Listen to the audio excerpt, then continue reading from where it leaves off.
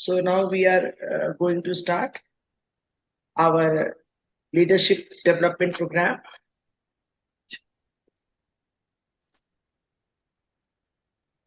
So hello all. We are going to start our leadership development sessions. It is in two parts, part 1 and part 2.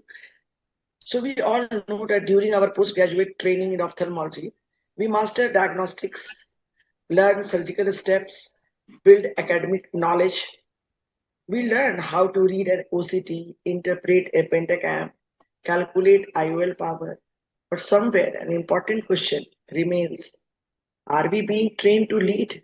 Because very soon, a PG is no longer just a learner, but a decision maker, a communicator, and a team leader. In emergency situations like acute glaucoma or ocular trauma, we need clarity of thought and confidence in action. While counseling a fearful patient or handling post-operative dissatisfaction, we need empathy, patience, and communication skills. While working with our team, optometrists, nurses, counselors, we need the ability to guide, to coordinate, to inspire, to lead. And when we step onto the platform like AIOS, presenting, teaching, representing our institutions, we need presence, confidence, and leadership identity. Because ultimately, ophthalmology is not just about microsurgery, it is about macro impact also. This is why leadership development program is not optional, it is essential not only at AIOS level, but at the state level too. And from this year, UC has also incorporated this into their curriculum. So over to Dr. Sunil, because he is the chairman ARC, Academic Research Committee, JHOS, and this leadership development program comes under this. So over to Dr. Sunil for welcome and introduction. Yeah, thank you, ma'am. So very good afternoon to everyone. And I welcome all of you to this leadership development program, which is organized by the ARC JHOS. So leadership is not merely about the holding a position, it's about the inspiring others. And today the program has been thoughtfully designed and so many speakers across the has been involved. So I welcome the office bearer of the JHOS, Dr. S.P. Jakhanwal, President JHOS, Dr. Sujay Samanta, Honorary Secretary JHOS, Dr. Malay Verma, Honorary Treasurer JHOS, and Dr. Bhaarti Kashyap, Chairman Scientific Committee JHOS. And next I will introduce all the speakers for the today's program, Leadership Development Program. So you have to introduce the moderator, the Deol Biswas. Oh, okay. Can you show the slides, please? Yeah. Yes. So today's moderator for this Leadership Development Program is Dr. Deol Biswas.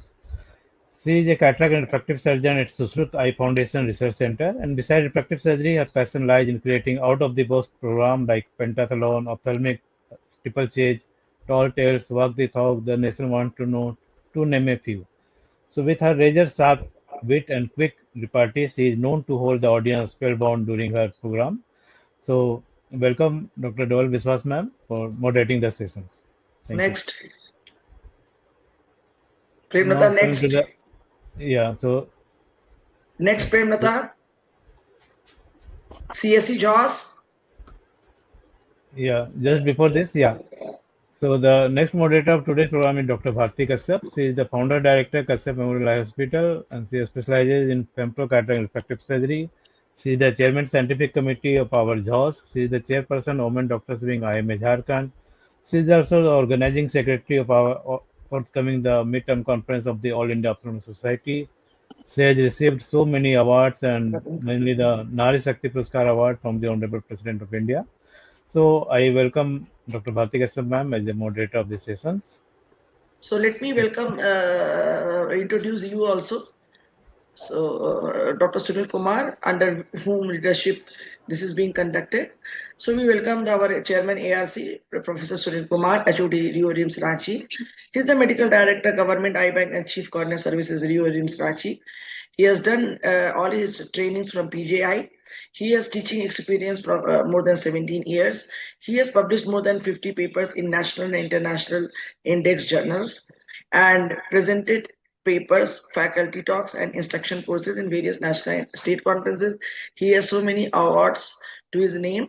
And with this, I welcome Dr. Sunil Kumar, and I request Dr. Sunil Kumar to introduce all the 7 speakers for this leadership development program. Please share the slides. Premlata. Yeah, next, yeah. So the first speaker is Dr. Vasti B. Unithan. She is consultant ophthalmologist at the Precise Specialty Eye Care, Thiruvananthapuram, Kerala. So welcome, ma'am. Next speaker is Dr. Subodh Saraf. He is the two talk. So he completed the Ratan Tata Advanced Cataract Fellowship from the Sankar Nethralaya, Chennai, and also the Medical Retina Fellowship from the Suvi Eye Hospital, Kota. He has more than 15 years of experience in community ophthalmology work in Udaipur and nearby district of the Rajasthan. He won the Best Paper Award in Trauma category in AIOC 2017. He participated in Leadership Development Program by AIOS by 2526 and is presently the executive member of the Rajasthan Ophthalmological Society and member of the editorial board of the Rajasthan Journal of Ophthalmology. Next. So welcome, Dr. Subodh, sir. Next. Next slide, please. Premlata, next slide, please. Yeah. So the next speaker is Dr. Sweta Patro. She is vitreoretina consultant at Dhruvi Hospital, Brahmpur, Odisha. And surgical expertise include the complex RD surgery, advanced diabetic retinopathy, macular disorder, laser therapy, and comprehensive vitreoretina care. I think we should be short. Yeah. And she has so many research impact as well. So welcome, Dr. Sweta Patro, for this LDP sessions. Premlata, next. So next speaker is Dr. Asu Agarwal. He is the cornea cataract refractive surgeon, senior consultant, Perfect Sight Center in Prasth, Apollo Hospital, New Delhi.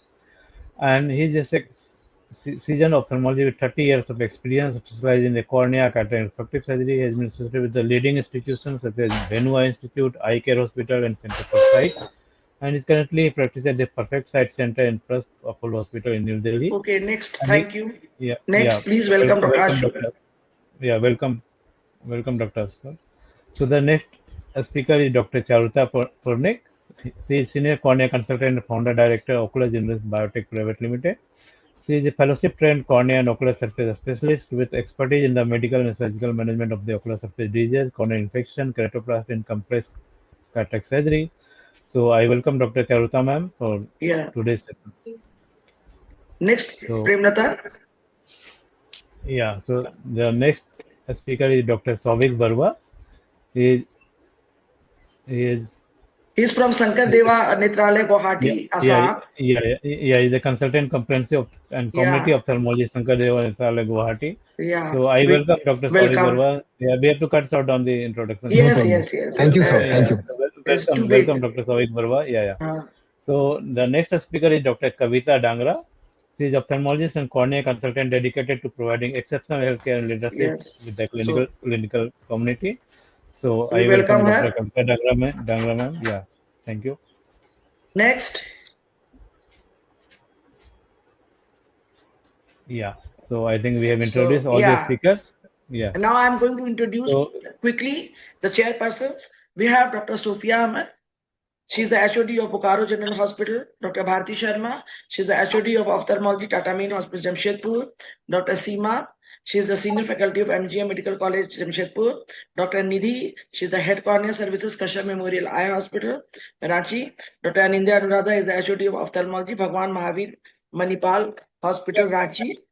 And with this, we are going to start our leadership session.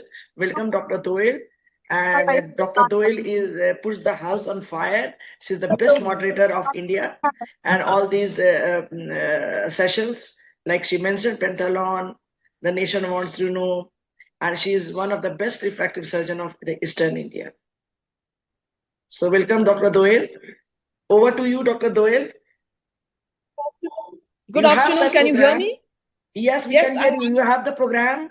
Yes, I have the first debate is between Dr. Ashwati and Dr. Subodh. Yes, the first program is between Dr. Ashwati and Dr. Subodh. Can you all hear me? Am I audible? Yes, ma'am. Yes, ma'am. Yes, ma'am. Okay. We have to open their window. We have to take picture. They all have windows closed. So, open, every one of you. Show your beautiful faces.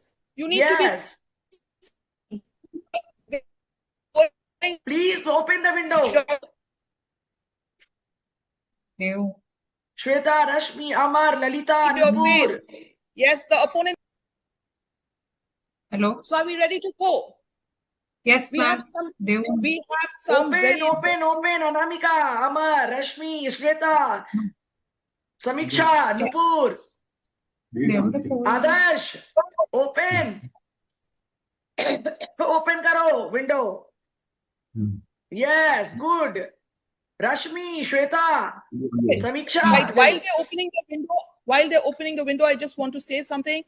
I am actually out of my house, so there might be a little bit of network problem. But as when Dr. Bharti asks you to do something, wherever you are, in whichever part of the world, you do it because you cannot refuse her.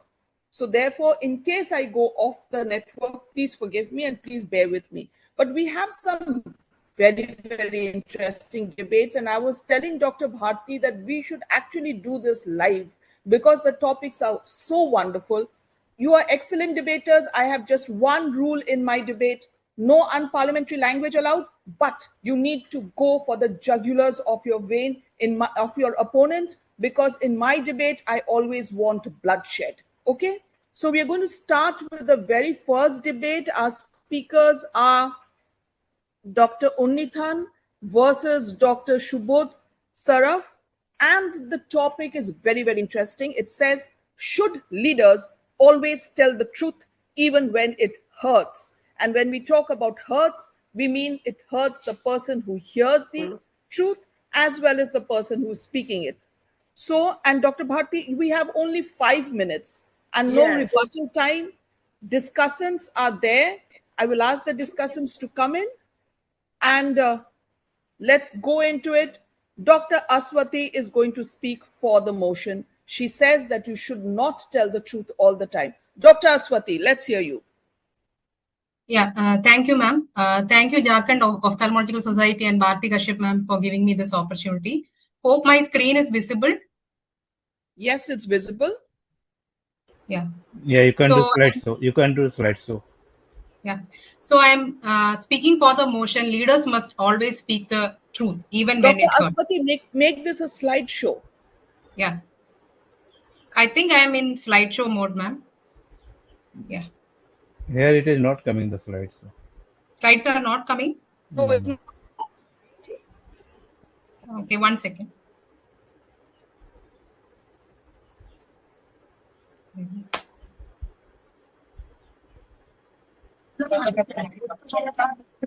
Can you, is it visible?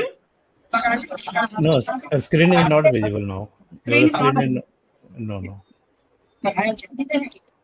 1 second. And while Dr. Aswati is getting ready, I have to congratulate Dr. Saraf, even though he has spoken, because in one morning he is going to take on 2 ladies. Dr. Aswati, are you ready? Yeah, is it visible now? No, it's Yeah, not in the slideshow mode. You have to put it in the slideshow mode. You know why Yeah, I have put it in the slideshow mode, ma'am. But Yeah, I'm you know why it's I not. kept this? Because I also always tell the truth and invite so many enemies. So my family says, so. I think I without my slides. I don't know. I'm. It is visible over here, but I don't know why it's okay. not. I think we can continue. Yeah, you go to the first slide. You go to first slide. Yeah, can you see, sir? Yeah, No, yeah. the We very can see first the slide. screen. You go to the first slide. This third slide is showing. I'm now in my my system. It is showing the first slide, sir. No. Here it is the third slide. Dr. Ashwati, just stop your PPTX. Whatever you're Yeah. playing, stop it. Go back to your original PowerPoint, and then Yeah, I'm in my original PowerPoint only. no presenter view. Just uncheck it. If it's Okay. a presenter view, it goes back to the PPT. Okay. One second. And share the whole share whole screen.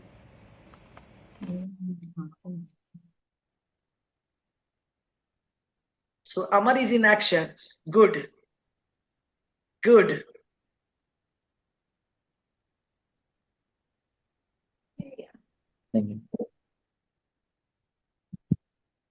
Now, is it the first slide? Yeah. Are you seeing the Perfect. Yes, it's now okay. Okay. Okay, Perfect, yeah. Thank you so much. Thank you so much. Okay, so I'm speaking in support of the motion. Leaders must always say the truth, even when it hurts. Dev?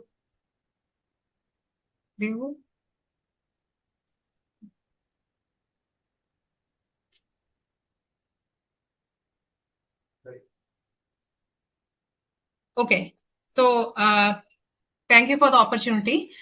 Leadership truly becomes difficult, not when the decisions are complex, but when the truth is uncomfortable. Because the real test of leadership is, do we say what is easy or do we say what is the truth?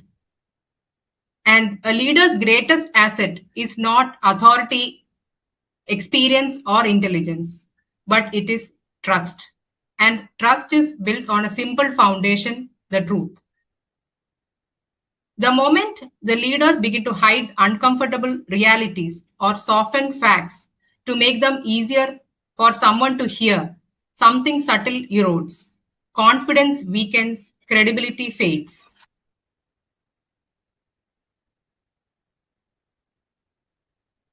And leadership slowly turns into management of perceptions rather than guidance of people.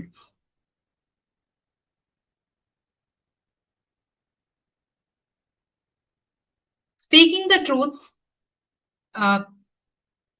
then difficult truths prevents bigger failures. In medicine, in organizations, and in society, crisis rarely appears overnight. They grow quietly. They grow quietly in the shadows of unspoken truths, problems that were seen, concerns that were felt, but truths that were never voiced. Honest leaders shine light into reality early, even when it is uncomfortable. Because confronting the truth today prevents disaster tomorrow. Speaking the truth is ultimately an act of respect. When leaders hide reality to protect their teams, they are often underestimating them. Great leaders believe their people are strong enough to face reality, wise enough to respond to it, and courageous enough to grow from it. Yes, truth might hurt. Truth might hurt, but deception harms far more. Truth may cause discomfort for a moment, but dishonesty destroys trust for a lifetime. Leadership is not always about being liked, but leadership is always about being trusted. And trust rests on one simple, unwavering principle. Speak the truth even when it hurts, even when it is difficult, and even when it is uncomfortable. Because leadership, as in life, Satyameva Jayate. Truth alone triumphs. Thank you.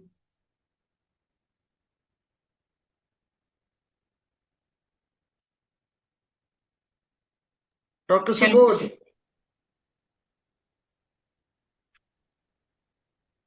Dr. Subodh. Yes, ma'am. As I was saying that this is a very controversial topic, so we are both to come in now and still don't need to all time. Dr. Ma'am, the voice is not clear. Your voice is not audible. She said now that she will be having problem. Ma'am, should I start my presentation or? Can you hear me now? Yes, yes. Can you hear me now? Yes, Yes. ma'am. Yes, ma'am. Okay. So yes, please start.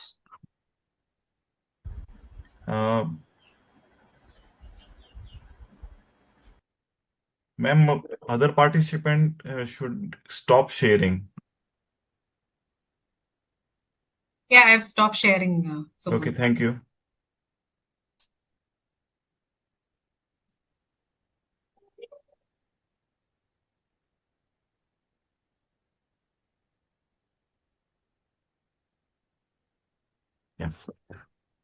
Yeah. Is my screen visible? Yes, absolutely. Yes. Okay. At the outset, I would like to thank Jharkhand Ophthalmological Society and their distinguished members for inviting and giving me opportunity to speak on this topic. The resolution in front of me is today is, should a leader always speak truth, even if it hurts? And I strongly believe that after my presentation, you feel some that we may sometime have to hide the truth or modify the truth or withhold the truth. What leadership is all about? I believe that truth is important, but leadership is not just merely stating the fact. It is preparing the people to handle the truth. Tough times can arise anytime, and during that time, the success of a nation, society, or a family will depend how the leader deals with that. The leader should responsibly figure out the situation and search the solution. For this, he needs to buy some time, and during that time, he should filter and frame his words very carefully. In our own medical departments, the faculty and the department head must handhold their juniors when they make mistakes and handle the situation with diplomacy in front of the patients. Otherwise, the reputation and the discipline of the department will be shattered. Truth without context can be harmful. So a leader must provide context, solutions, and directions before speaking the truth completely. Suppose in a hospital, the patient's waiting time has increased. If the management bluntly says the truth, then it will create just fear, anger, and anxiety. And if they say like this, that due to sudden shortage of staff or some increase in the number of emergency cases, the patient waiting time has increased, we have arranged some on-call staff and soon we will be overcoming this problem, then it will create some understanding, reassurance, and direction. Likewise, on the national level, when there is a pandemic or economic crisis, revealing every bit of information that will create panic or market collapse or social unrest. There will be unnecessary queues which will create shortage of food, fuel, and many things. While the researchers come out of the situation, come out for the search for some solution, the leaders sometimes withhold or soften the information, not to deceive, but to protect the stability and unity. Their words will create resilience or helplessness. During a war, revealing every piece of information will just boost enemies' morale rather than helping out own people. There are n number of historical and political examples like Cuba Missile Crisis, World War II, and Apollo 13 mission, where the truth was hidden for number of days just to have a fruitful outcome. Confidentiality is not a choice, it is an ethical obligation, and responsible leadership requires discretion. The greatest example that I could find is from Mahabharata, where the Lord Krishna, which I suppose is the leader of all leaders, himself advised Yudhishthir to withhold the complete truth during the Ashwatthama death. But his intention was to defeat injustice, not to create injustice. After the crisis is over, the job of leader again comes to create hope and confidence. And that hope will lead to some collective action, and that will again bring laurels in the institution or the nation. There is difference between lying and withholding the information, but this is a responsible leadership, and we should understand this thing. In the end, I would like to say that a leader should make the things all well with their good intent, hard work, and diplomacy, even when they have to modify the truth. Thank you. To sum it up, Dr. Sharaf, if I can say it in one sentence, if your intentions are good, you can get away with a lie, right? Yes, can ma'am. Yes, ma'am. Make Yes, it as simple as that?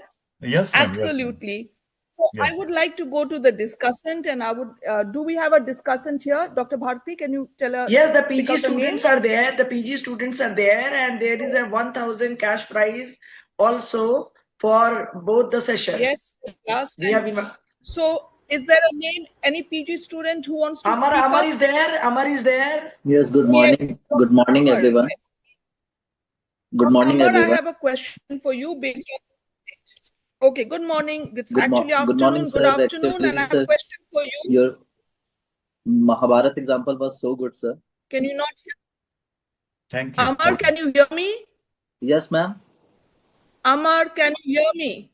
Yes, Okay. ma'am. Amar, thanking Yes, sir ma'am, will I not hear get you. you a prize. You need to answer this question. Okay. So tell Yes, me ma'am. something, Amar. Do you believe that sugarcoating the truth is what should be done instead of telling the truth to the face? After listening to this debate. Yes, ma'am. Without if our intention was good, then it will be beneficial, because sometimes telling the truth, it creates a emotional depth over the participant, over the candidate who telling the truth. So it is better for to tell lie sometimes if our intention was good. Dr. Amar, can I ask you a personal question? Are you married, Dr. Yes, ma'am. Amar? And is your wife privy No, ma'am. to this thing? Will she be able to see this? Is the recorded version of what you are saying? No, ma'am. No, ma'am. Will your wife be able to see the recorded version? Well, then you are a very lucky man. Because believe me, Dr. Amar, after saying what you have said, that if your intentions are good, you can get away with a lie, I don't think you'll be able to return home. Any other PG student who would like to comment on this? Anyone, any of the participants would like to say something? So do we conclude that we can tell a lie? Hello. Yes, yes, please come in. Good afternoon to everyone. I am Dr. Lalita Priya from GNH. So I have a doubt, like if we sugarcoat the lies, it depends on the situation. Like we are residents here, and if our mentor sugarcoat and doesn't tell us that you are doing mistake here, won't there be any lacunae in our residency? Won't there be any potential of that particular resident's growth will be affected, right? Whereas this lies can be told to the patient care. I believe like in patient care, if the patient is struggling a lot, instead of directly telling that you are having this critical problem, we can sugarcoat and tell, and we can break the truth slowly to the patient. So as a resident, our mentor should be telling the truth as a leader of the team, and let us grow in our department and in our career. That is my opinion of this topic. So essentially, Dr. Lalita, I think you brought up a very beautiful perspective, a very different perspective, that when you have to tell the truth to the residents, you should always tell the truth. So if a resident drops a nucleus, you tell that resident you're worthless, you'll never make a cataract surgeon ever in your life. You're telling the resident the truth. But when it comes to the patient, you have to tell the patient the truth. So if you have a macular scar, you tell the patient that I will try. Let's see if your luck is good. You might have a 6x6 vision, right? Despite the fact that you know that the patient has a macular scar. Do you agree with me? Okay. Yes. Okay, that's great. I think you're going to make a very good private practitioner in future. But we have to go to the next debate, which is Dr. Shweta Patro versus Dr. Saraf. Again, as I said, a very brave man taking on two ladies in one session. And Dr. Shweta Can I say something? Yes, yes. It's the way in which the truth is delivered is important. So, delivering it in a harsh way or delivering it in a very diplomatic way, that also makes a difference. And lying and withholding, there are two different things, as Dr. Subodh had mentioned. So, withholding is better than lying, and we can deliver it at a better time later on. Is this okay? Yes, I think that's something that Dr. Subodh has mentioned. Of course, withholding and lying is a different aspect. And yeah, I think all of us, no matter what we say, there comes a time in your life when we often have to withhold the truth, whether it is in a professional life, personal life, whatever. Truth, theoretically, it sounds very good that always speak the truth.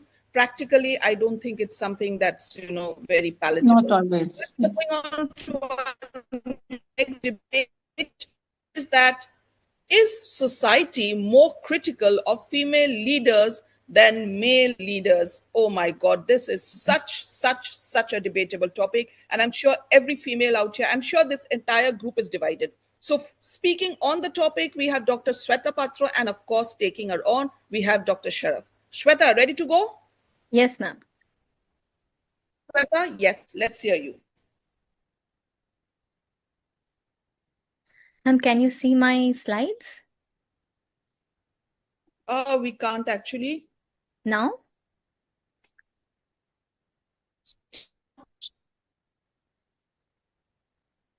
Can anyone else see her slides? No, Shweta, we can see. I can see you. No. I can't see your slides. Can you see my screen now, ma'am? We can see you, Shweta, but we are not able to this see slide.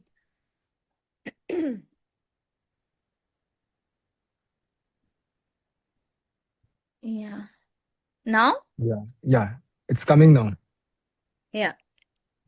So thank you, Jharkhand Ophthalmological Society and the LDP program over here, and especially Bhaarti ma'am for inviting us. So my topic today is society more critical of female leaders than male leaders? I feel it is. And to begin with, I feel I should share my personal experience first. I've been called boss lady. I'm been called ambitious, formidable, bold, rebellious, carefree, etc., etc., etc. And I do not believe there is a single female out here who has not been judged ever, whether you take it to your heart or not, but you have been judged. That is what I personally believe. So let us hear from one of the famous CEOs of the world.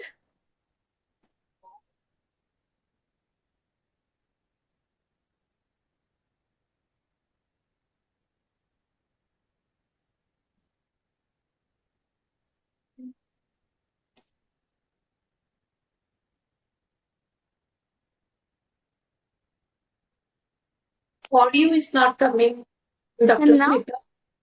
Okay. No, audio is not there. You can't hear, ma'am? No, we cannot hear. Okay, ma'am. So I'll be telling here whatever she has spoken. She says that women are more judged. That is, when a woman is decisive, she is called bossy, and when she shows empathy, people call her weak. So this coming out of a very great CEO like Indra Nooyi is something to be thought about, because she was an Indian who has been in the Western world for a very long time. So she also says, when we judge a woman for her performance, even if it is great, it is discounted. So that is something that needs to be thought upon. So let us see why we have this difference in perception. So actually what happens is we are still haunted by traditional gender norms. So women are expected to be kind, nurturing, helpful, and supportive, whereas men are expected to be decisive, competent, assertive, and strong. So look at the dilemma for women here. So the leadership traits which we associate with a good leader, that is the decisive and competent or assertive and strong, are usually associated with men as compared to the characteristics which we see for women. So that is why people think that women who have these characteristics are not very likable. So to confirm this psychological bias, there was a study which was conducted in Columbia University. So half of the class were given same success story. Only the crux was one half of the students were given the Heidi success story and the other was Harvard success story. They just changed the names. And the students were asked to review both Heidi and Harvard on the basis of their competence and likability. So the result, both the groups found that Heidi and Harvard were equally competent, but Harvard was more likable than Heidi. So this shows a very important thing. Actually, the students thought that Heidi was way too aggressive and too out for herself as compared to Harvard. Most of the students wanted Harvard to be in their group as compared to Heidi. So why this happens? So there is some kind of a psychological bias which we even do not know, which is very subconscious. This bias, we can see it in others, but when we are biased, it is very difficult for us to realize that we are also being biased. So as expected, this number of CEOs in India who are women are 5 to 7%, and almost 18% of the women hold the top posts. Ideally, it should be 50%, right? So still the society is lacking on this aspect. Is there anything which we can do about it? For now, I feel we can just speak up. At least we can do that. And also question if there is somebody who is being judged on anything else other than their competence. So we have very good examples out here who are really good and competent leaders. So we should redefine leadership as being smart, compassionate, and effective regardless of gender. Thank you.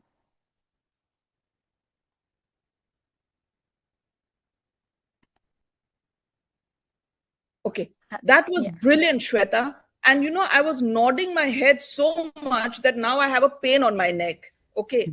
And Dr. Sharaf, before you come in, I just want you to give fair warning. I am a self-declared feminist, as are most of the people out here. Okay, and you know, while this thing is going on, my daughter is in the room and she's raising her hand also. She's also a feminist. Okay, so we are all self-declared feminists. So be very convincing, very, very convincing, and also be very grateful that this is an online debate and not a physical debate. Otherwise, I do not know in what condition you would leave the room having opposed this motion. Over to you, Dr. Sharaf. Thank you, ma'am. Thank you.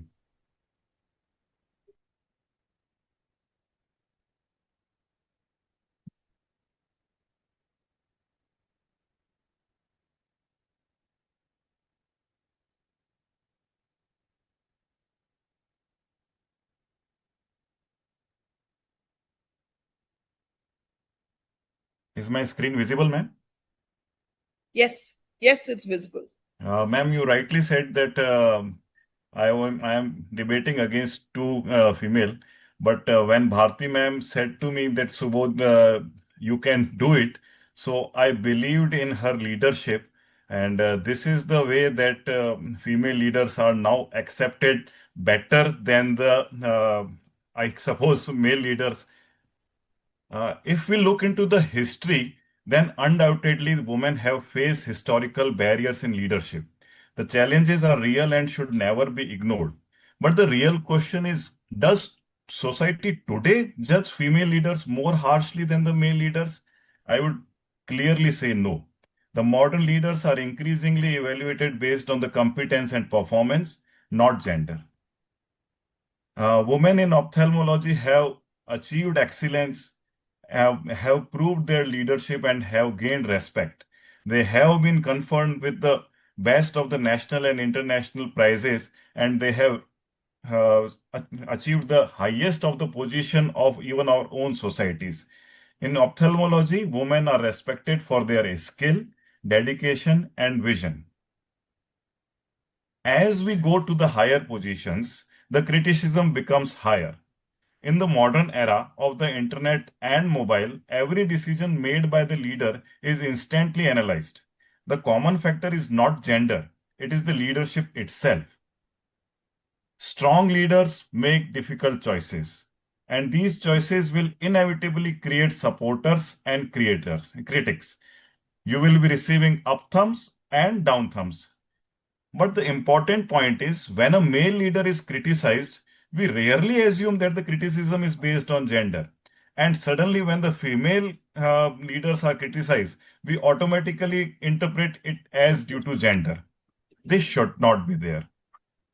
The best example that I could found is in this month only, June 2026, the first batch of women NDA cadets passed out from Indian Military Academy as army officers. If society were inherently more critical of the female leaders, women would not have been breaking the barriers in one of the country's most demanding institutions, the armed forces. Both female and male sport person are bringing laurels to the country, and they are earning respect. Their achievements are being celebrated. They are given best of the national awards. So talent does not have any gender. Achievements have no bias. In Operation Sindoor, leadership was proved beyond gender, where the women officers played a prominent role in the national security briefings with their competence and responsibility. Before describing this slide, I'll just make you please remember in your mind who is the principal of your kids' school. In schools across India, a large number of principals are women. What does this reflect? This reflects society's trust in women leadership abilities.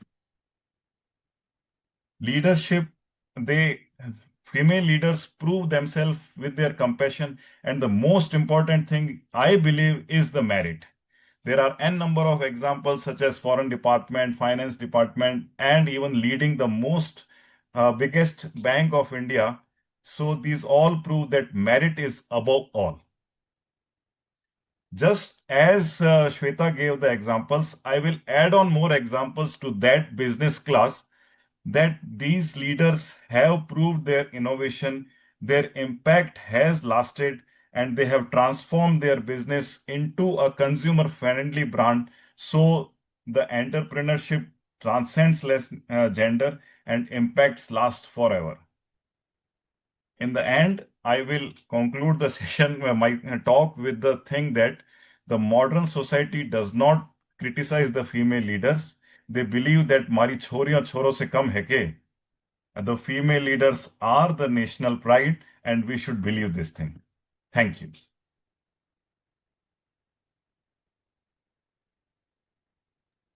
First and foremost, Dr. Shubodh, I had to clap for you for the very first sentence that you said. How typical of a male. Maska marna hai to koi inse seekho. The first sentence, he sort of bowled over Dr. Bharti and me by saying, whatever he said. Having said that, I have to say you've diverted from the topic a little. We are not talking about women leaders. Women make very good leaders, much more than men. The question is, are we criticized more?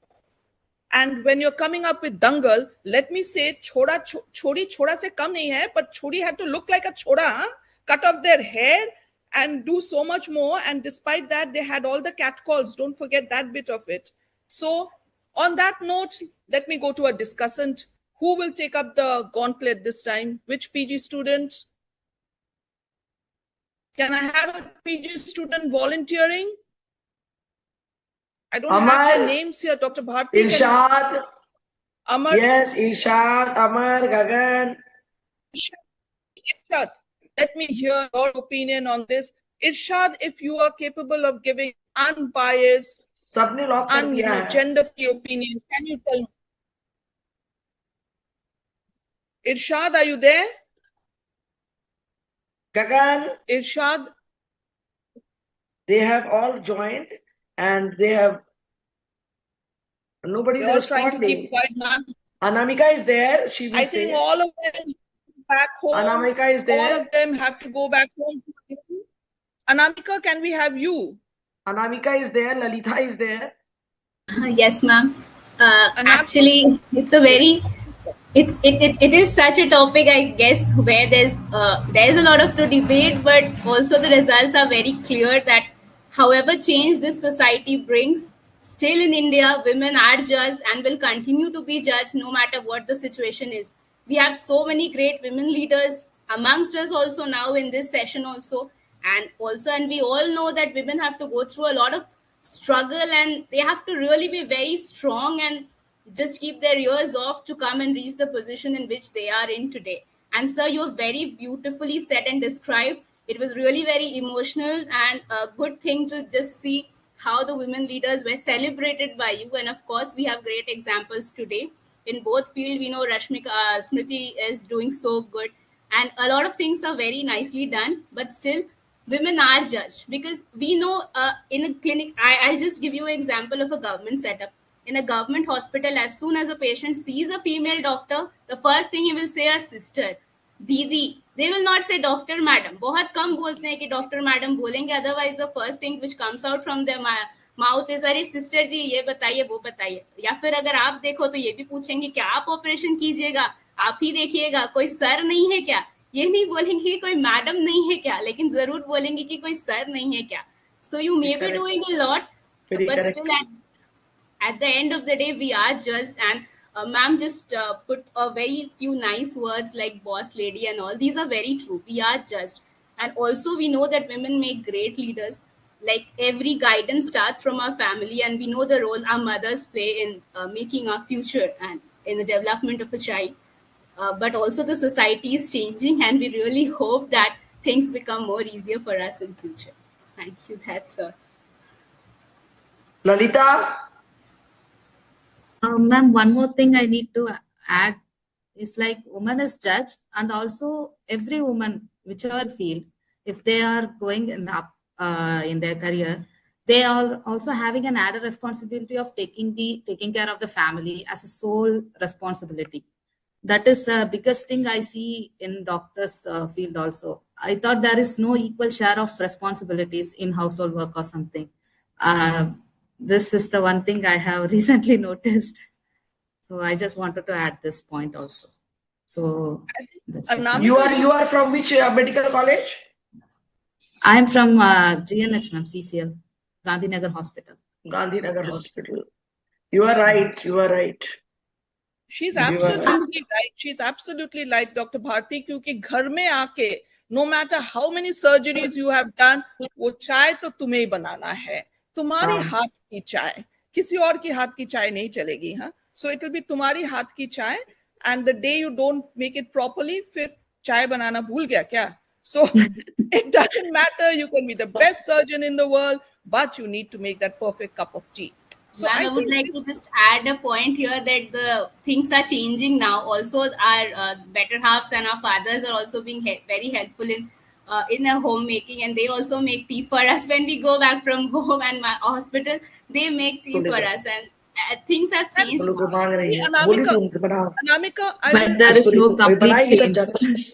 No, Anamika, I will just say this. See, you are talking about it on a show that your husband and your father makes a cup of tea. So it is such a big deal. They're making a cup of tea for you. How many people mention that the wife makes a cup of tea? Because that is expected. वो तो बनाएगी ना. But when your husband or your father makes that cup of tea, you actually mention it. Therein lies the difference. So I do believe, on a very serious note, yes, we are changing. As Dr. Shubodh has very rightly said, there are a lot of women leaders, but I do believe that that leadership to reach where Dr. Bharti has reached or Dr. Namrata has reached has been a long, long struggle. And I am sure Dr. Chitra's struggle was a little more than Dr. Her husband's struggle, Dr. Ramamurthy's struggle. So yes, we would go on that, but we will go see Dr. Bharti also knows it. Her struggle is more than her husband's struggle. Yes. If we are in the same line. Yes, you are right. Absolutely right. So we'll go on to the next debate now. I think we have Dr. Ashu Agarwal, and he's going to say life balance. I think the first debate, Anamika, you were debating, you were asking questions, or Amar was asking? The first one, I think we had Amar and we had Dr. Lalita, both of them. So it is hanged. Am I audible? Yes, you're audible. What I'm saying, the first debate, Amar was participating. As a discussant? Yes.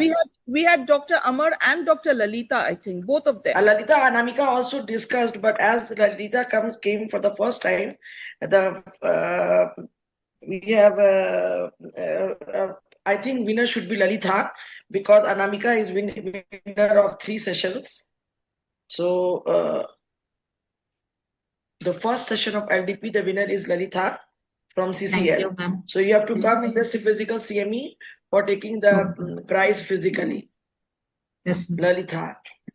So stay connected. We are starting the next session. Anamika, are you here? Anamika and this Amar and all. Lalita, stay connected.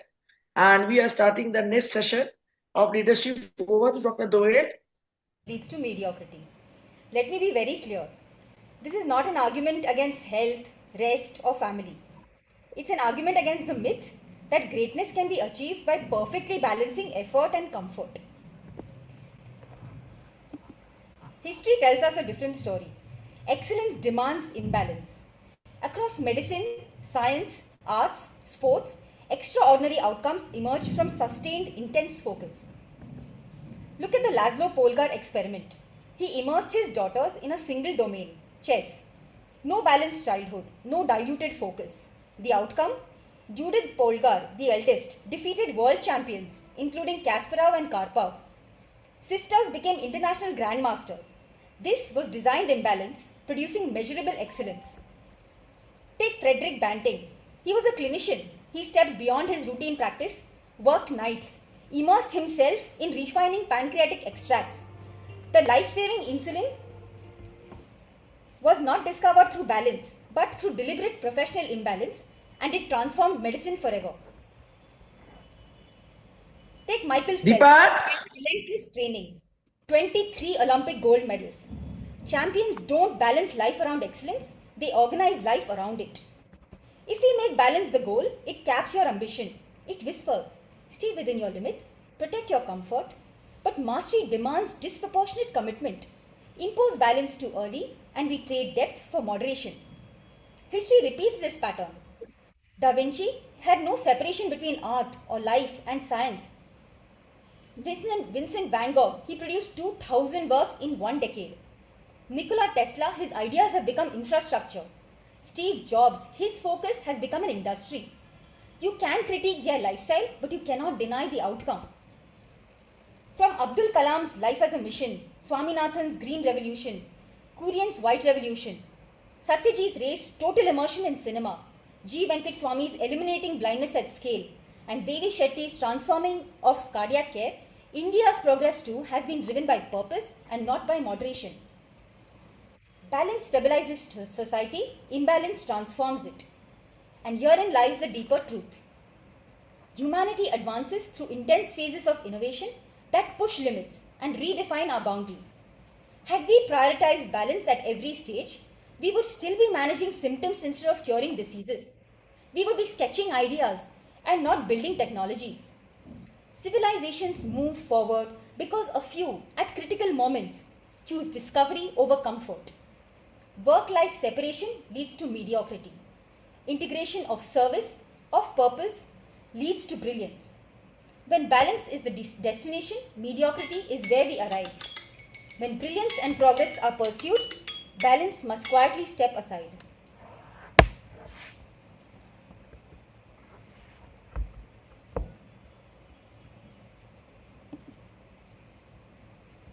You know, that was, I think you've said your point very well. And in your favor, you have the fact that on a Sunday afternoon, after having instead of having a hearty meal and sleeping, snoring here, attending a debate. So that is in your favor, I have to say. But one thing I would like to point out about the quote on the Steve Jobs ultimately died of cancer. And are you aware of the last quote he said before dying? Probably you should have read that up before quoting him. But let's hear what your opponent, Dr. Ashu, has to say, who believes that you can maintain a work-life balance and still reach the top, that you don't have to be mediocre. Dr. Ashu, over to you.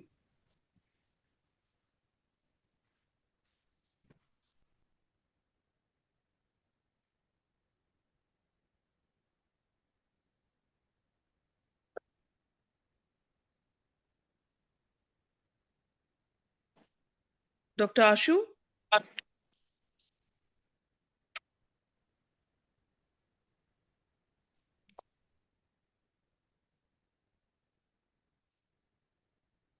Dr. Ashu is there, but he's muted.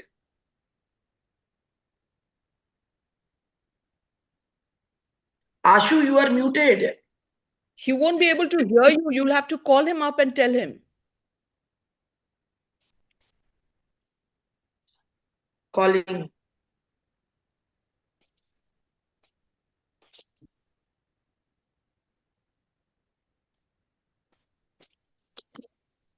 it on charger then. It will come back just now.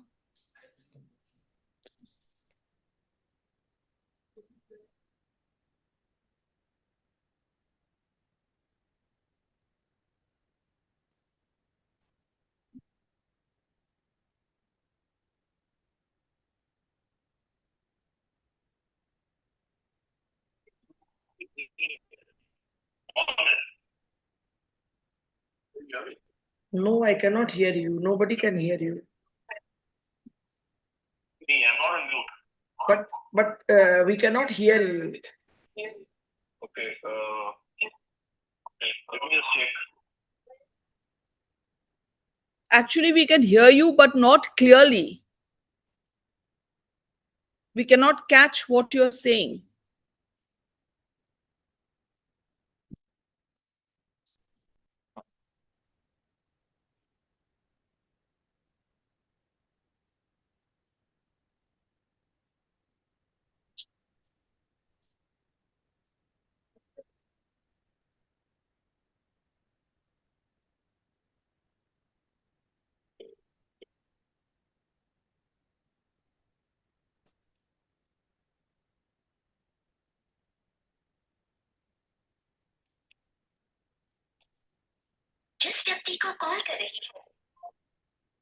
The entire Rahul Jain is also not receiving my call. So there is one thing that he can share his slides, so we can see what you can share your slides. Okay, can you hear me, Bhaarti? No, we cannot hear you. Okay. The mobile here. Yes. Okay. Can you,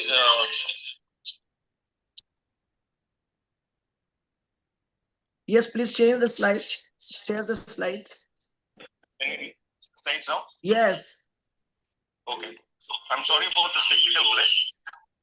अभी सुन नहीं सकते meeting में. So I'll be talking about I'll be speaking against the motion. And just one second. Okay, I'll be speaking against the motion work-life balance leads to mediocrity. Yes. And my opponent has based the entire premise on the fact that the names mentioned have had a life without balance. Yes. Anyway, so in fact, work-life balance leads to sustainable excellence and long-term success. What is work-life balance? It is the ability to allocate time and energy effectively. It ensures professional long-term productivity without neglecting health or family. It is not laziness. It is structured discipline. It is not about doing less, but about working smarter, which can actually improve mental health and cognitive function. So, what is mediocrity? Let's look at the definition. It is performing at an average or substandard level, lack of innovation, lack of growth, lack of commitment, and it leads to mediocrity. And mediocrity comes from disengagement, not balance. Ashu sir आपका ना PPT slide show mode पे नहीं है. Hello hello या excuse me Ashu sir. Hello Ashu sir are you there? आपका slide show mode पे नहीं है sir PPT. No. Hello. Neither can we hear you nor we can see the slides. Now we can see. We can see the slide, What but is go to in work-life slideshow mode. balance? Yeah, go to in full screen. Go to in slideshow mode. We can see what is work-life balance. You can see this? Now nothing, blank. Sir, stop share. Can you hear us, sir? Madam sir को शायद zoom पर हमारा voice नहीं आ रहा मुझे लग रहा है. Rahul Jain? Yes, ma'am. Rahul Jain? Yes, ma'am. Yes, ma'am. He's not picking up phone, not responding. What can I? Hello. Yes, ma'am. Can you hear me, ma'am? Hello. Hello. Dr. Ashu, can you hear us? Ma'am आपको मेरा voice आ रहा है?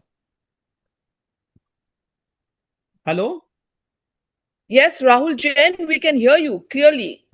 हाँ ma'am, मेरा voice जा रहा है, लेकिन शायद भारती मैम को भी मेरा वॉइस नहीं आ रहा है, मुझे लग रहा है।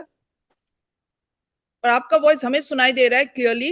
एंड डॉक्टर आशु का डॉक्टर आशु, आप अपना स्लाइड्स को हमें दे दें तो हम शेयर करते हैं। मैम आपको मेरा वॉइस आ रहा है डॉक्टर भारती मैम? हाँ आ रहा राहुल है। Jain ma'am, okay okay. Ashu, hello, your voice is not coming, Ashu. Can we take up the next presenter so that Ashu can share his slides to us? We will share from here. Can you log out and then log in maybe? Come right on top of me, man. Like she tries to climb on top of me. Ma'am doctor Ashu sir को हमारा voice ही नहीं जा रहा है।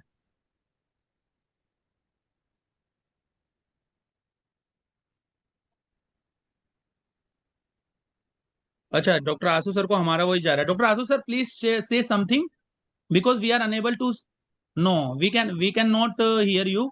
तो in the audio के बराबर में एक जो अपवर्ड बटन है उसमें माइक्रोफोन सेलेक्ट कीजिए। आपने कौन सा माइक्रोफोन सेलेक्ट किया हुआ है? सेम है सिस्टम कर लीजिए सर। करते हैं सही। माइक्रोफोन किधर है देखो। ऑडियो जहाँ पे म्यूट अनम्यूट होता है उसके बराबर में अपवर्ड एरो है, उस पर क्लिक करके सिलेक्ट माइक्रोफोन में माइक्रोफोन सेलेक्ट कर लीजिए सर।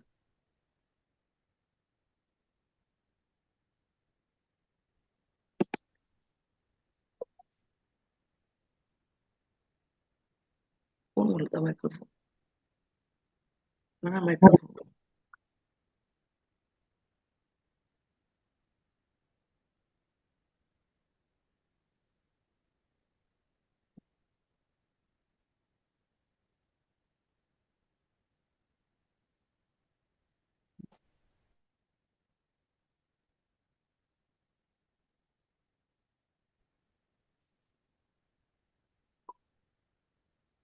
मेरा सजेशन है कि मोबाइल पे वो प्रेजेंट करे और स्लाइड शेयर करे।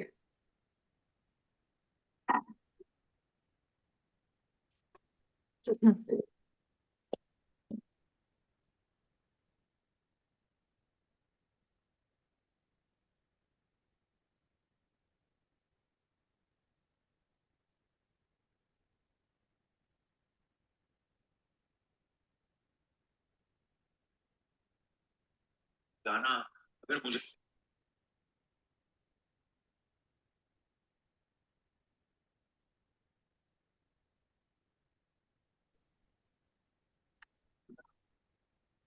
Dr. Bharti, can we proceed to the next debate? What I'm saying is that Ashu is not even receiving my call. He can say whatever he wants to say on phone.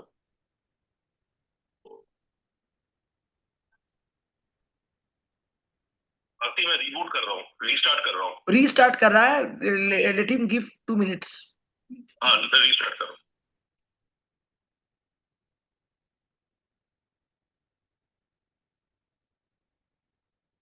Premlata,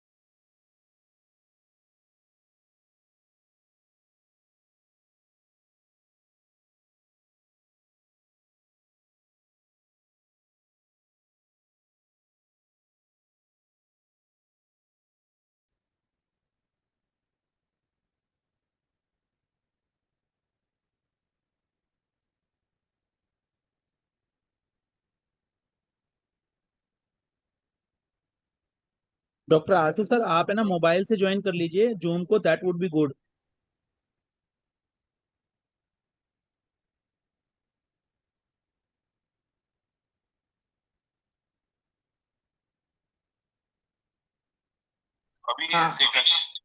mobile से करो। Now we can hear you, but leave the meeting from one system or hello. No, we cannot hear from laptop. I think that we can hear from mobile. हाँ बोलो, present करो। हाँ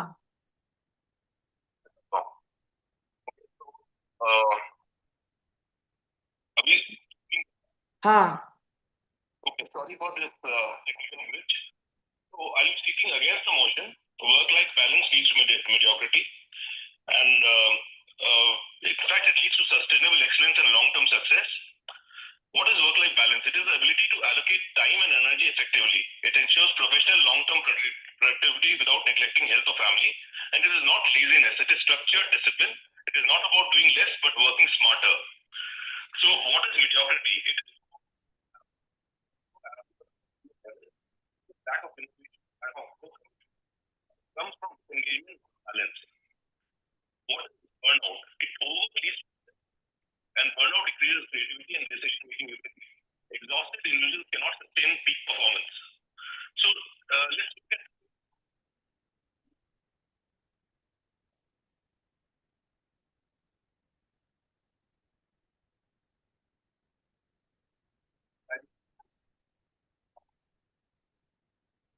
our context. It is residency program. It requires intensive effort for the tenure. These are tenure-based 3 years, 4 years, 5 years.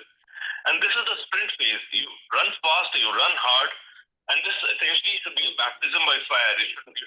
One should not take easy because you're actually acquiring skills, working hard, learning the ropes, the job. Then the next phase is the phase of consolidation and continued performance. This is our work life as we know it. It continues till retirement. This is a marathon phase. It requires continuous sustained effort till the end of our work life. It's not that you take it easy, but it's a continuous sustained effort. This is a long haul, and you have to run or work smart to maintain peak performance till the end of the race, or you will burn out. So you cannot run a marathon like a sprint. And so now let's break it apart. Let's look at some data, studies. And there's a Gallup report, which is a very reputed report on employee and workplace relationship. And in 2020, there was a report on employee burnout causes and cures. It found that 70% of employees experience burnout at least some time. And burnout employees are 63% more likely to take sick leave. And it correlates with lower productivity and higher errors. Research also supports balance because well-rested individuals show higher productivity. And burnout is a global occupational risk. Even the WHO has classified it as an occupational phenomena in 2019. Burnout includes exhaustion, cynicism, and reduced professional efficacy, which in turn contradicts excellence. So high achievers practice balance. Top leaders emphasize mental health and family time. Athletes, as we all know, prioritize recovery alongside training. It's not that every 7 days they just keep working out. And excellence requires renewal and recovery both. So there's some academic research also in the study. There's a study in Frontiers in Psychology in 2022 on work-life balance and performance study. It found that employees with strong work-life balance report higher job satisfaction, which in turn predicts improved job performance. So it's about quality over quantity. Long hours do not equal high performance. Focused work produces superior outcomes, and efficiency thrives in balanced lives. Balance prevents mediocrity, if at all. It reduces stress-related errors, improves job satisfaction, encourages continuous growth. Balance does not mean a lack of ambition. It means smart allocation of time, and true excellence is sustainable and not self-destructive. So in conclusion, work-life balance strengthens performance. It promotes innovation and resilience. Therefore, it leads to excellence, not mediocrity. Thank you for a patient hearing. Hello? Yes. Thank you, Dr. Agarwal. We were able to. हाँ, slide तो नहीं दिखा, बस thank you दिखा last वाला. कोई बात. But yes, I think we all got Actually, your point. I think the main point. Yes. Yeah, I think the main point was that unless you have a work-life balance, you burn out. And this, I think, we can go to discuss who are probably working day and days. Do you think, are you facing burnout? Amar, Anuradha? Anamika, Amar, Lalitha. Who else was here? Dr. Kavita, I think. Dr. Kavita, Dr. Amar, and Dr. Anuradha. They spoke up initially. Hi, Okay, good let's take afternoon. the next Actually topic. calling me? Let's go on to the next topic. I think, yeah, we are running a little late. So let's go on to the next topic, which is another very, very interesting topic. We have Dr. Shobik Barua speaking for it, and he says that profession is more important than family. Against the motion, we have Dr. Kavita Dangra. And before you begin, Shobik, I have a question for you. Shobik, are you there? Can you hear me? Yes, ma'am. I can hear you loud and clear, ma'am. Shobik, be very honest and tell me this answer. Shobik, you're married, right? Yes, ma'am. Yes. So tell me, Shobik, what did you bribe your wife with before you decided to speak on this motion? I have decided to, I have decided to hide the truth from her, actually. So just you're like telling Subodh sir you has probably presented. told her that you're speaking against the motion, right? No, something like that. Yes, ma'am. Just I followed what Subodh sir just said. Some truth can be hidden for the betterment of the family. Well, just let's hope, Shobik, that you don't have any friend here who will go and report on you. Yeah, even I hope that, ma'am. Yes. Actually, the previous speaker has to stop the screen sharing. I hope so too. Otherwise, you better do. Yes, ma'am. Are you here? The audience link has been stopped. Ma'am, the previous speaker has to stop the screen sharing. I cannot share my screen otherwise. Can someone audience link is stopped? Audience link is stopped. So can anybody just tell me whether the presenter view is coming or only the slide is being shown? No. Only the slide is being shown. Audience link is stopped. It is not visible. Ma'am, may I stop the slideshow of Dr. Shobik, sir? No, it's okay. I think I will be present next. What I am saying that audience link is stopped. It is not working. People are complaining. Ma'am, link is working, ma'am. Let me check.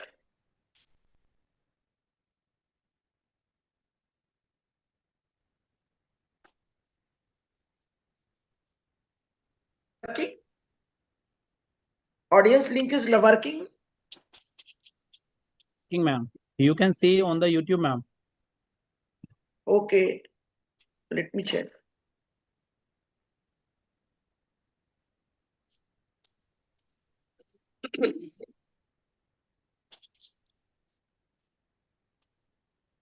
No,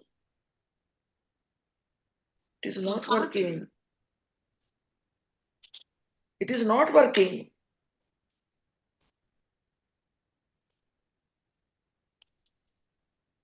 It is not working. Is his daughter's food? सबसे number 1 पे जो है. Audience link has been stopped. Number 1 खिलाड़ी. Mean राशि. Rahul Jain. Ma'am, I am checking, ma'am. I am checking. Please go ahead, ma'am. I am checking.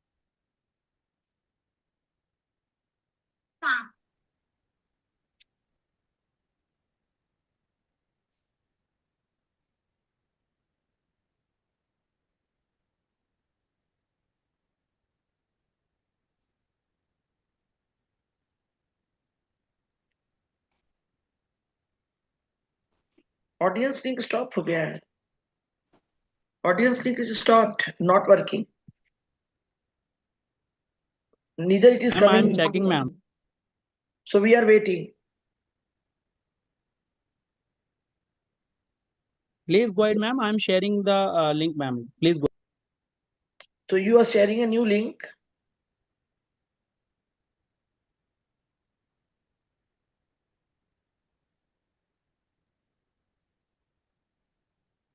You are sharing a new link.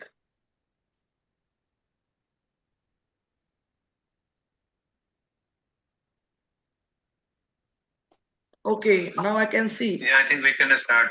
Yes, yes. For our discussion in the morning, society more critical of female leaders than. Ma'am, I shared the link where it is working, ma'am.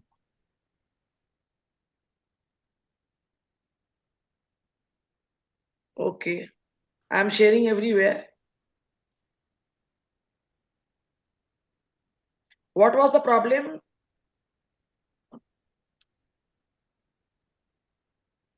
Okay, start. Okay, so can I start my presentation? Yes. Yeah.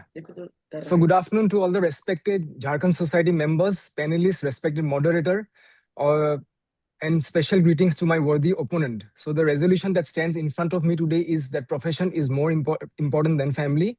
And I stand in favor of the motion that profession is definitely more important. So myself, Dr. Souvik Barua. So actually my core argument is very simple. I'm not saying that profession is against family. It's not against family, but profession is the very system which allows a family to survive and to progress. So at first, this statement might sound a bit harsh, but when we analyze the practical life and social responsibility, profession becomes the foundation that supports the family itself. So a stable profession provides financial security. So without a stable profession, supporting our family becomes extremely difficult. Things like food, education, shelter, healthcare all depend on income, and incomes come from profession. So it's very essential profession. So let me ask you one question. I can see very prominent ophthalmologists, people here like Dr. Deol Biswas ma'am, Dr. Bhaarti Kashyap ma'am. And a disclaimer here, this is not to butter, but this is the fact, as we all know. So can I just ask, what is the thing which has brought this identity, this name and fame?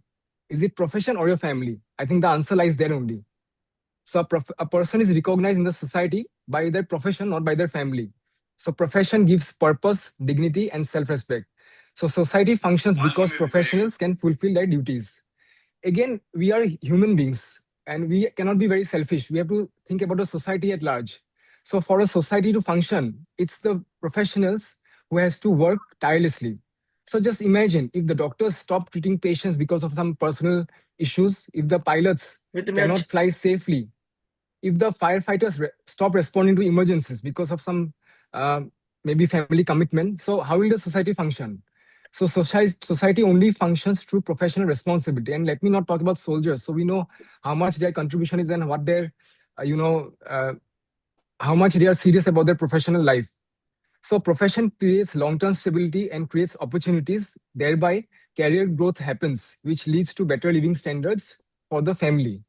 So family provides emotional strength, of course, which is lacking in profession, but profession provides the resources. So profession becomes the pillar that protects and supports the family. So to conclude, my opponent definitely will say family will come first. I'm not opposing that entirely, but the reality is that profession supports the family, career stability improves family life, professional success creates a better future, and a strong profession ultimately benefits the family only. So I'm not saying that a family is not important, but what I want to say is that profession is more important than family. So with this, I rest my case. Thank you, ma'am, and thank you all for your patient hearing. I think you've sort of, you worked the debate to you took the motion and worked it to your advantage, and you did that beautifully. I have just one question for you.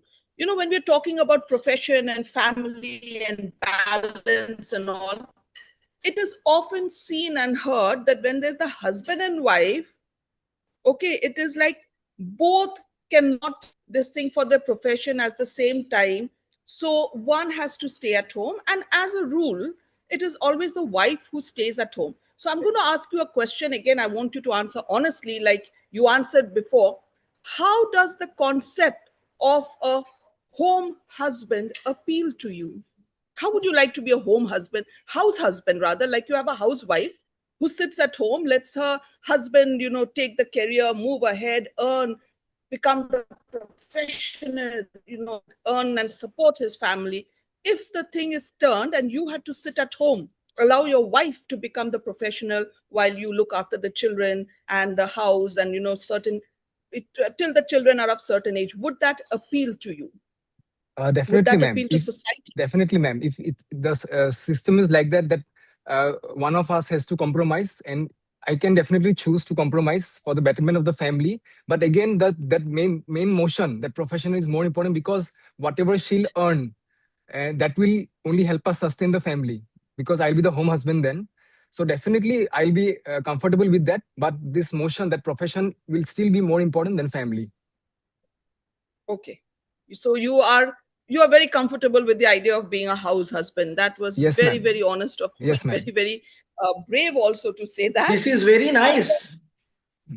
Thank you. This ma'am. is very nice. No, I really Yes. appreciate But Dr. this is Bharti. very practical. This is very practical. Whatever This you is have very said. Practical, ma'am. practical. Yes, ma'am. Yeah. Dr. Bharti Kash, you and I had house husbands, na? Oh Where my we would have God. questions. Really? Okay. Okay. Now can we have Dr. Kavita Yes, I'm here, ma'am. opposing him? Yeah. So Dr. Kavita says that profession is not more important than family. And of course, it has to be a lady who can say this, because only she probably knows what it is, balancing the two. Am I right, Dr. Kavita? Yes, ma'am. And probably, sir being a house husband, he has already stopped his profession. So doesn't look like he wants to actually, he doesn't fit into the criteria that profession is more important than the family, because he has taken a foot back for the family, right? So probably here itself I win, but let's start. So a very good afternoon, respected judges, teachers, and my dear friends who all are listening to us today. First of all, at the outset, I would like to thank Jharkhand Ophthalmological Society and Dr. Bharti ma'am for this wonderful opportunity today to have a debate on whether profession is important than family. I hope my slides are visible. Yes, yes. Yeah, thank you so much. Definitely, I believe that family is more important than any of the profession. I truly believe that profession, yes, it gives you the income, the stability in your life, and the recognition which you want, which Dr. Souvik was talking about. But at the same time, definitely profession builds the career also for you, and you achieve even more goals. But at the same time, the family is the one who is giving you the love, support, and the strength to move a little further forward. There is a very meaningful shloka in Sanskrit which says, Janani Janma Bhumischa Swargapit Gariyasi, which means that mother and motherhood are the even greater than the heaven. So this is what we value our traditions and our rituals. Here, moving forward, I would like to take two scenarios in front of you. In the first scenario, where you all will agree with me that in my undergraduates, I was staying at a hostel. And during the clinics or during the seminars and lectures, I never used to bother about my family, never used to call them. But the moment I used to hear about the exams, the terms, immediately my phone calls to my mothers and my family was definitely increased. Now, when going back after hearing this topic and recalling this memory, I definitely understand that that was the moment where they are giving me the strength, the support, and the confidence which I want to present it into my exams. And definitely, we all have gone through this kind of situation. The other situation where you get an increment probably or an award for something you have really worked hard, or you have passed an extreme difficult exam. You tell me whom you would like to go and inform first. Yes, definitely it is your family members who are waiting for the happiness to be shared along with you. My friends, let us take a very powerful example of Dr. APJ Abdul Kalam, sir, a very renowned and legendary scientist and president of India. In his speeches, many a times he has thanked his family for giving him all the values which he would take forward till his life. Not only him, but if you remember Sachin Tendulkar or any other bigger personality, they have also often thanked their parents or their wives for the position or the career they have attained at that time. My friends, when I'm talking to you, we can change our job, we can probably change our professions, we can change our hobbies, or we can be replaced by any other company. But friends, can you replace your son, your daughter, your parents, or your any family members? No, we can't. So here comes the important part, that is the family. At the end, I would like to say that Matrudeva Bhava and Pitrudeva Bhava, nothing but our parents are the God. And also to end with, profession definitely will give you a career, but your family will give you a character. Your profession will definitely give you a success, but family will give you the happiness. Profession will give you a title, but family will give you an identity. My friends, definitely you can build any other career if family is along with you. Thank you so much. Thank you, Dr. Kavita. And while you gave a very strong rebuttal, there's just one thing that I would like to say. You picked out characters like Sachin Tendulkar and yes, they all stand on stage and thank their family. However, on this debate, I would really like to know how much of time have these people given their family? So these are also people who are concentrating on their profession rather than, giving that amount of time to their family.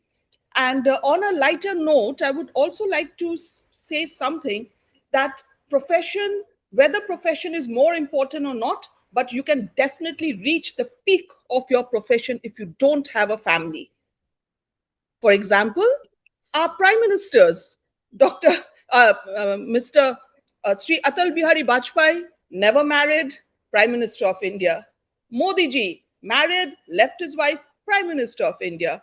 Prime Minister running for the Prime Minister's post, Mr. Rahul Gandhi, not married. So I think we can conclude whether profession or family is important, I don't know, but definitely if you want to reach the absolute top in our country, it's better if you don't have a wife.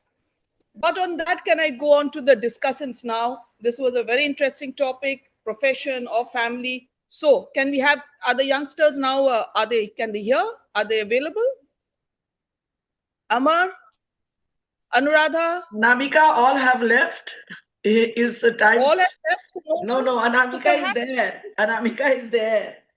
Anamika, you stand to win a prize here. Yes. Can we hear you? Your opinion on this? I'm sorry, I think she is a leader. No, ma'am. She is a leader. She will excel in her life. Anamika and Lalita. Are you there? Yeah, I'm there. There is a tough competition between Anamika and Lalita. Deol, you have to decide. Ma'am, yes. I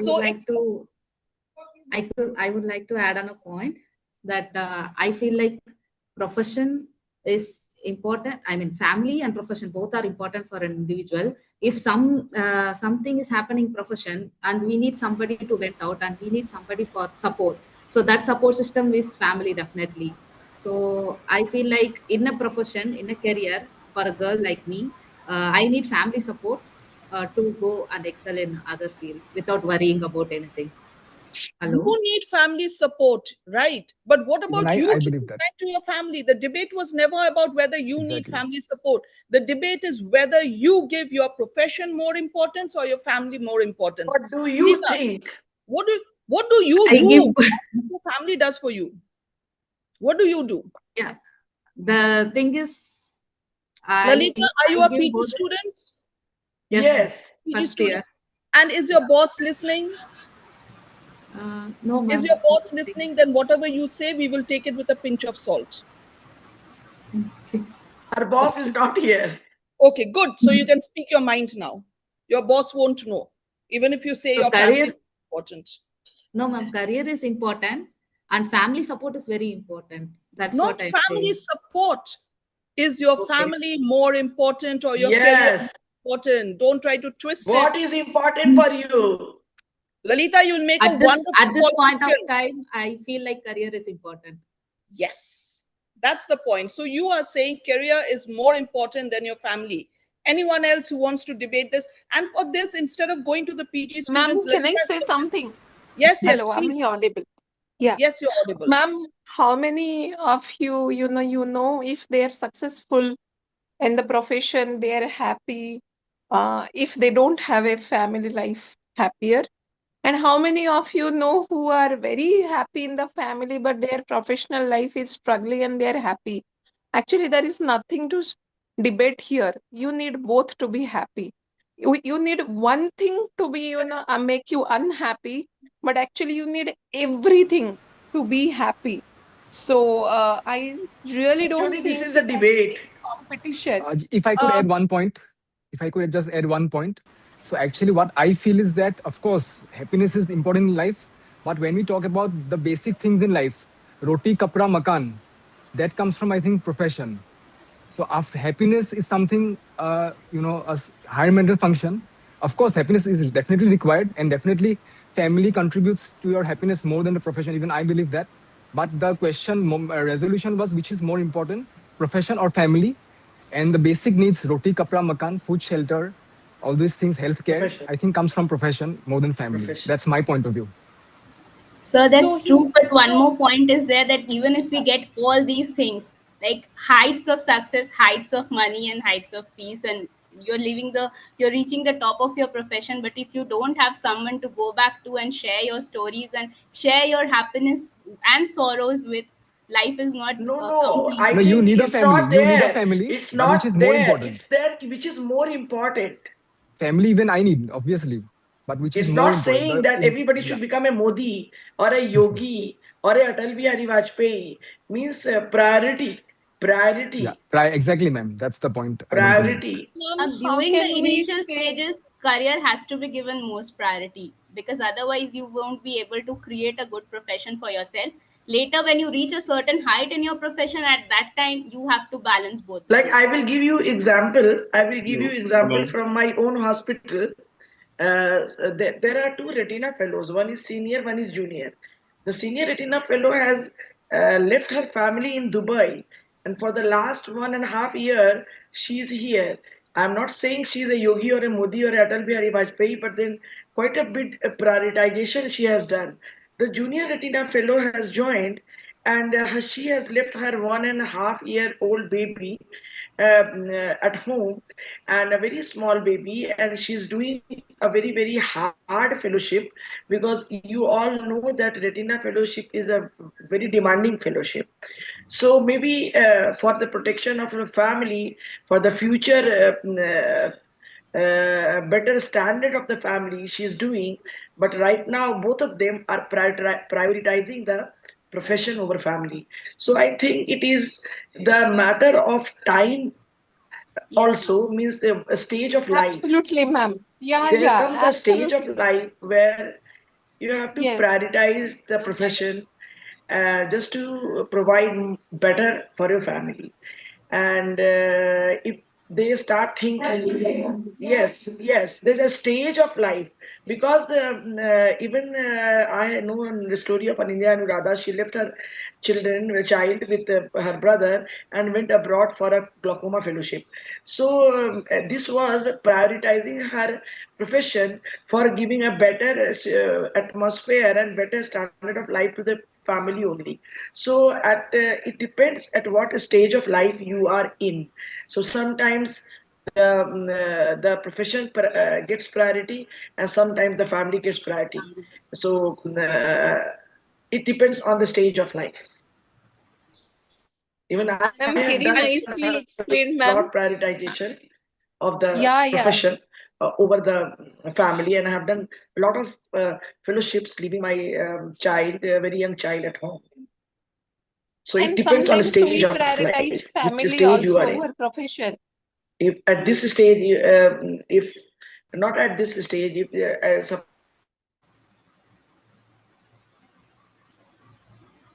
I think that was summed up very well. And I think what point Anamika has brought up also, and which later Dr. Bharti elaborated on, is the main crux of the matter, that it all depends on the timing. It all depends on the timing. And at one stage, your profession is when you're learning, you sacrifice your family for your profession. And then when you've attained something, then you bring up. Also depends on when your family needs you. You have sometimes small children and you're giving more time to your family. You cannot leave them and go out. And then sometimes your children are grown up, they can take care of their themselves, yes. and you are able then to concentrate on your profession. So it all depends on the time. So It all yes, depends it on all your depends. If you're in your early stage of life, when you are making your career, of course, the priority is to the profession and not the family. And everyone has done. I have also done too much prioritization, because if you I think get married, you have children. For that matter, I think every day of your life, every Yes. turn of life, you have to choose your priorities. Life Priority. is all about It's a stage of life. Yeah. That stage, And, this stage. And I think on that we are concluding this debate. But before we go, I would like to ask the chairpersons who have been very quiet throughout this debate, any comment on anything that they want to say. And before that, Dr. Sophia is there. And Dr. Bharti, who's the second winner? Second winner, I think Lalita should be given on Anamika. You tell me. Who was the one who got the first one? Whatever you say. Who got the first one? You are muted. No, I'm not muted. I'm not muted. You are muted. No, ma'am, Yes, we can yes. hear her. Ma'am, she is audible. I just know in the first two debates who got the award. I think who did you give the award to in the first debate? Can you not hear me? In the first debate was Lalita. Dr. Lalita. I can hear you. In the first debate was Lalita. Anamika has already got then 3. Let us go with. Anamika has got 3 awards. She got. So then can we give it to Dr. Anindya, who was also there, I think, the second debate. She has also contributed. Anindya is a very senior actually of Manipal Medica. Oh, Dr. Anuradha is not Should we give in that thing. Sorry, I'm so sorry. Let us give her. Okay. Let us I give forgot her. the latter part of her. So no, we cannot give it to her. She's too senior. Okay. Shall we go with Dr. Lalita then? Okay, yes. Okay. Yes, ma'am. So now Lalita is the winner of 2. Thank you, ma'am. Thank you so much, ma'am, for giving And Dr. this Sophia, opportunity. your input. Dr. And the Anindya, your chairperson, input. can we have the chairperson's Lalita is from CCL. So can your we have input.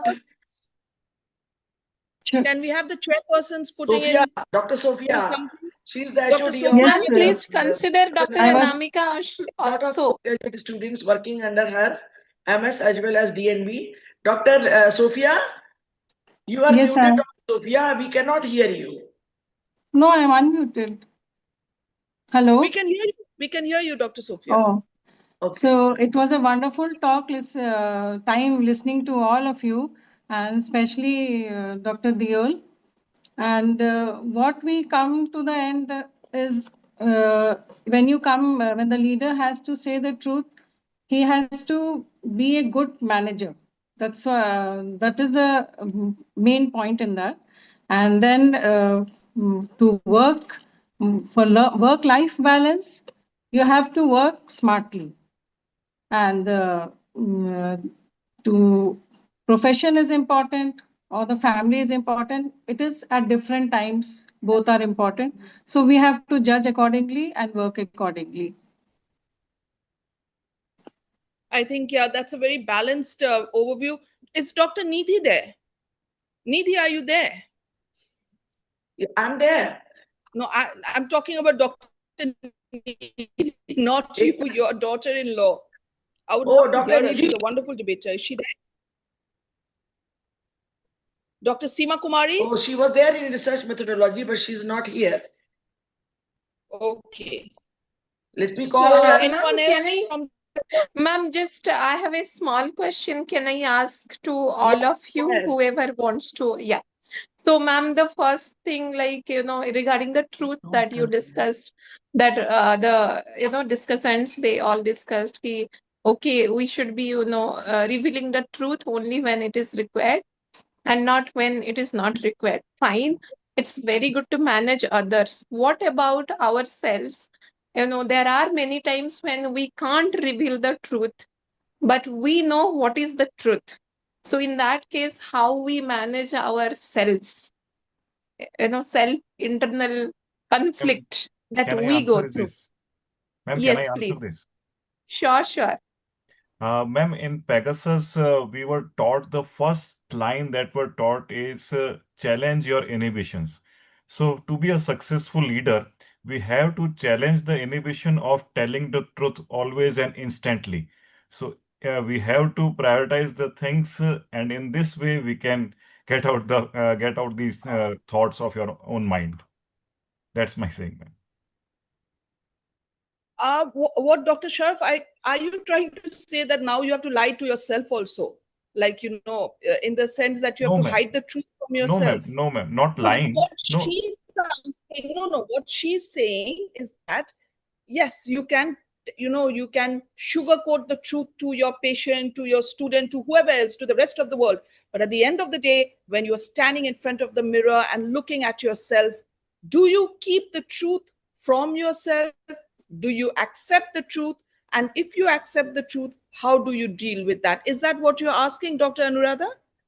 Yeah, absolutely. When you Dr. especially Anuradha? know, yeah, my question is Exactly, that when when you you know the truth, what do you especially do with know it?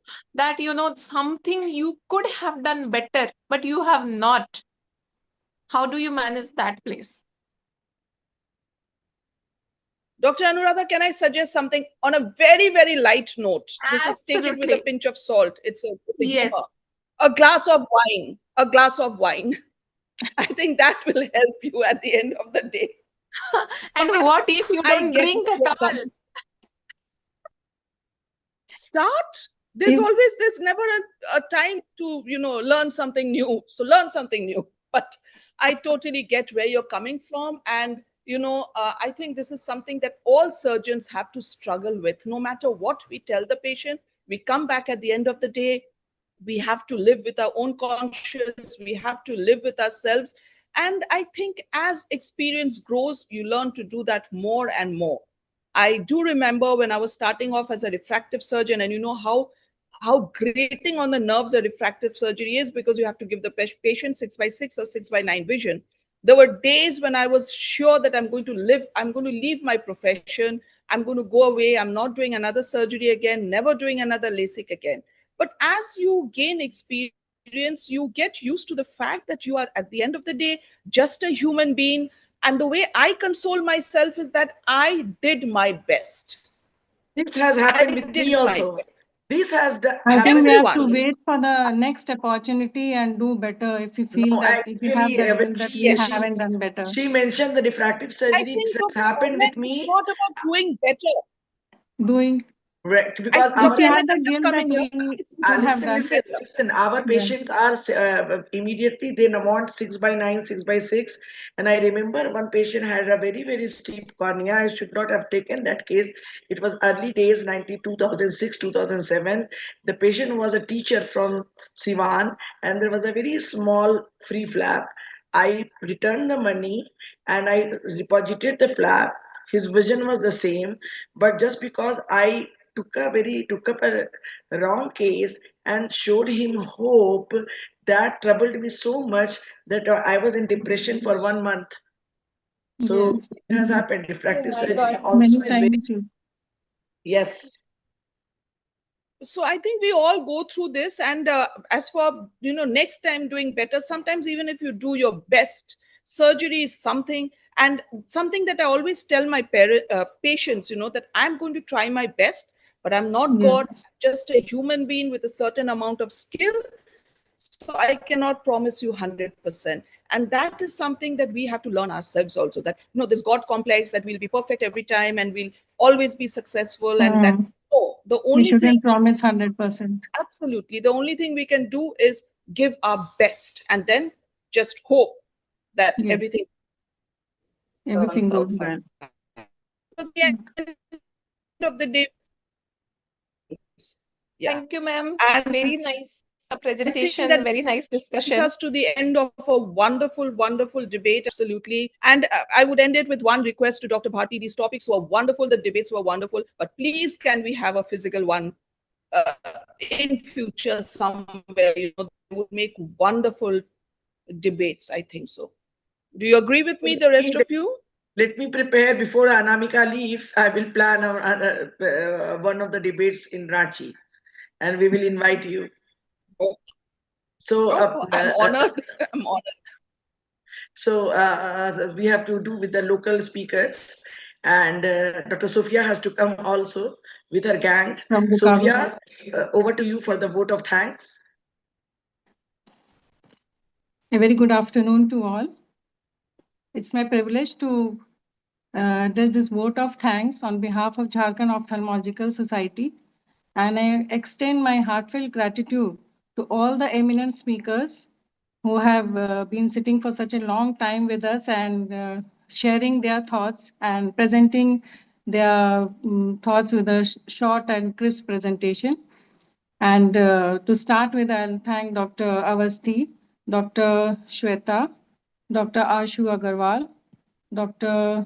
Souvik, Dr. Kavita, Dr. Charuta, and kudos to Dr. Subodh for taking up the topic, is society more critical of female leaders? Yes. And Thank you, a ma'am. big clap for Dr. Deol for discussing every point so beautifully, so wonderfully. So everyone wanted to say something and discuss it with her. So this program, and thanks to for initiating this program and bringing all these important topics. Basically, is society more critical of female leaders and work-life balance? This is a burning topic nowadays. So Yes.